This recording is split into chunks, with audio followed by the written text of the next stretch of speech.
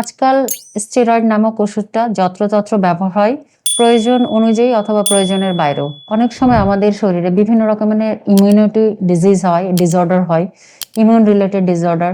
এর বাইরে স্কিন প্রবলেমের কারণে আমাদের দরকার হতে পারে স্টেরয়েড ব্যবহার, অথবা বডির অন্যান্য অংশে বিভিন্ন প্রবলেমের কারণে দীর্ঘমেয়াদী কিন্তু স্টেরয়েড দেওয়া হয়।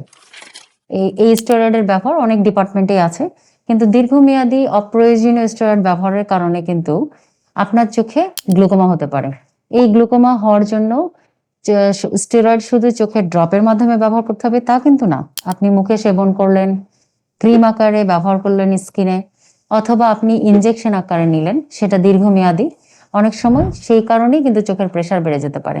তাই যদি আপনি কোনো স্কিনের সমস্যায় ভুগে থাকেন এবং সেজন্য যদি স্টেরয়েড ব্যবহার করে থাকেন, অথবা ইমিউনোসাপ্রেসিভ কোনো ডিজিজ হয়ে থাকে, অথবা আপনার কোনো ধরনের বডিতে আর্থ্রাইটিস বা এই টাইপের অসুখের জন্য বা অন্য কোনো ডিজিজের জন্য যদি স্টেরয়েড দীর্ঘমেয়াদী নেওয়া হয়ে থাকে, তাহলে আসুন চেম্বারে, যোগাযোগ করুন, চোখের প্রেশারটা পরিমাপ করুন এবং চোখের প্রেশার মেপে দেখুন যে আপনার চোখে স্টেরয়েডের কারণে চোখের প্রেশার বেড়ে নীরবে গ্লুকোমা হয়ে আছে কিনা।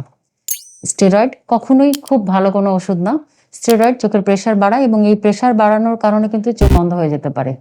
আমরা সতর্ক থাকবো। দীর্ঘদিন স্টেরয়েড ব্যবহার করে থাকলে অবশ্যই ফলো আপে থাকবো। ডক্টরকে মাঝে মাঝে এসে চেক আপ করাবো, স্ক্রিনিং করে নিব। গ্লুকোমা নামক ভয়ানক রোগটি আমার চোখে বাসা বেঁধেছে কিনা আমি দেখে নিব।